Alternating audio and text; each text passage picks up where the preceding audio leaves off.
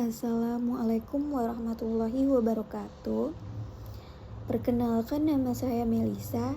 Saya dari Prodi Bahasa dan Sastra Indonesia kelas 6C. Yang saya hormati dosen pengampu mata kuliah Statistik Pendidikan Ibu Sri Rahmayanti MSI. Baik. Di sini saya ingin memaparkan materi saya yang berjudul tentang penyajian data. Nah, yang saya akan bahas pertama itu tentang pengertian penyajian data. Penyajian data merupakan salah satu tahap penting dalam proses analisis statistik, terutama dalam bidang pendidikan dan linguistik. Nah, penyajian data yang baik tidak hanya memudahkan pembaca dalam memahami hasil penelitian, tetapi juga memperlihatkan pola dan karakteristik data secara visual dan statistik. Nah, salah satu bentuk penyajian data yang paling dasar dan umum digunakan adalah tabel distribusi frekuensi. Nah, tabel ini menyajikan data secara sistematis berdasarkan kategori atau interval tertentu, sehingga memudahkan kita untuk melihat jumlah data yang termasuk dalam setiap kategori tersebut. Melalui tabel distribusi frekuensi, kita dapat dengan cepat mengidentifikasi pola distribusi data seperti frekuensi tertinggi dan terendah.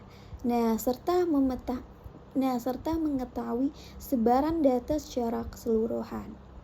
Penggunaan tabel ini sangat membantu dalam menganalisis data kuantitatif maupun kualitatif, terutama ketika data yang diperoleh cukup banyak dan kompleks.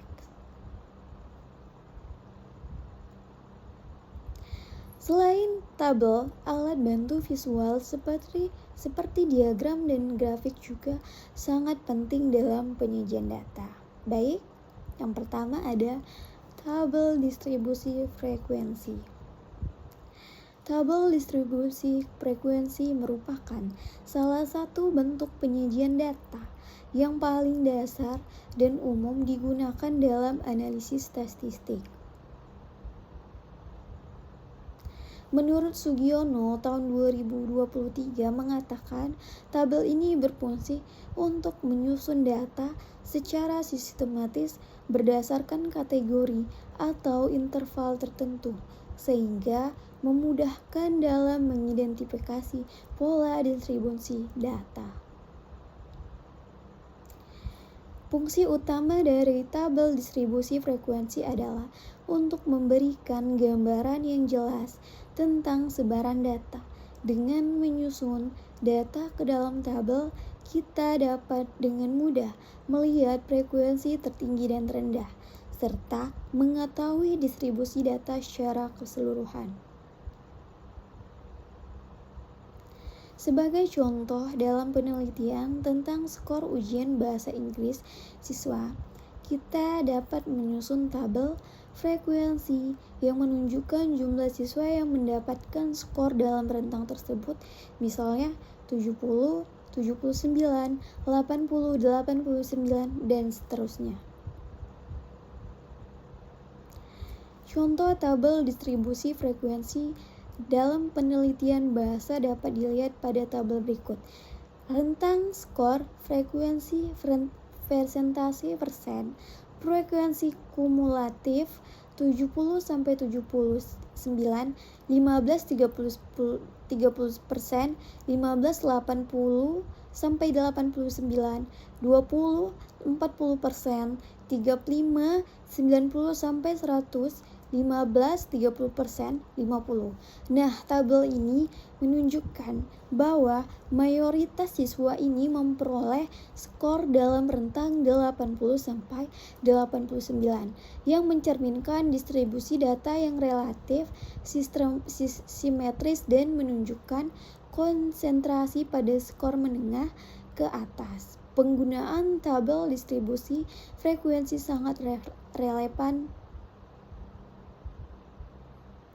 Kemudian yang kedua, diagram dan grafik.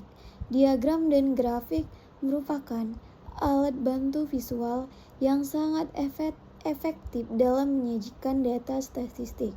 Menurut Kothari tahun 2021 mengatakan penggunaan grafik mampu menyederhanakan data yang kompleks menjadi bentuk visual yang lebih menarik dan mudah dipahami. Jenis-jenis grafik yang umum digunakan dalam penyajian data meliputi diagram batang, diagram lingkaran, histogram, dan diagram garis. Histogram ini merupakan bentuk grafik yang mirip dengan diagram batang, tetapi digunakan untuk menyajikan data kontinu yang dikelompokkan ke dalam kelas-kelas tertentu. Diagram garis biasanya digunakan untuk menunjukkan tren dari waktu ke waktu, misalnya perkembangan kemampuan berbahasa siswa dari semester ke semester.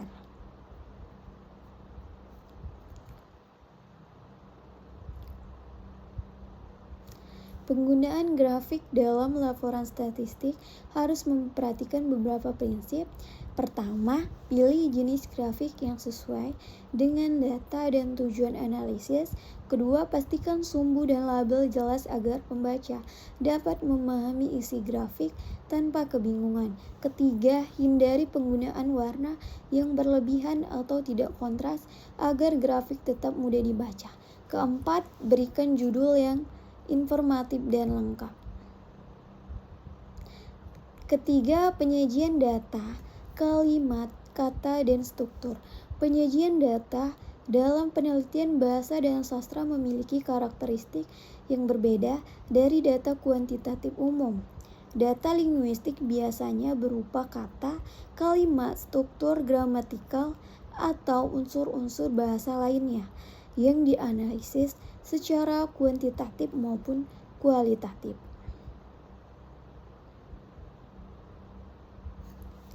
Dalam konteks kuantitatif, data kata dapat disajikan dalam bentuk tabel frekuensi kemunculan kata tertentu dalam sebuah teks. Sebagai contoh, dalam analisis teks sastra, peneliti dapat menyusun tabel yang menunjukkan jumlah kemunculan kata, keindahan, kebahagiaan, dan kesedihan dalam sebuah novel. Nah, penyajian ini membantu dalam mengidentifikasi tema utama dan pola penggunaan kata dalam karya sastra tersebut. Yang keempat, alat bantu visual dalam laporan statistik. Menurut Sujana tahun 2022, alat bantu visual seperti tabel, grafik, dan diagram tidak hanya memudahkan pembaca dalam memahami data, tetapi juga memperkuat argumen dan interpretasi hasil penelitian. Dalam menyusun laporan statistik, pemilihan alat bantu visual harus didasarkan pada karakteristik data dan tujuan analisis. Sebagai contoh, tabel distribusi frekuensi sangat cocok digunakan untuk menyajikan data kategorikal atau discrete, sedangkan histogram lebih sesuai untuk data kontinu. Nah, diagram batang dan diagram lingkaran efektif dalam menunjukkan perbandingan dan proporsi antar kategori.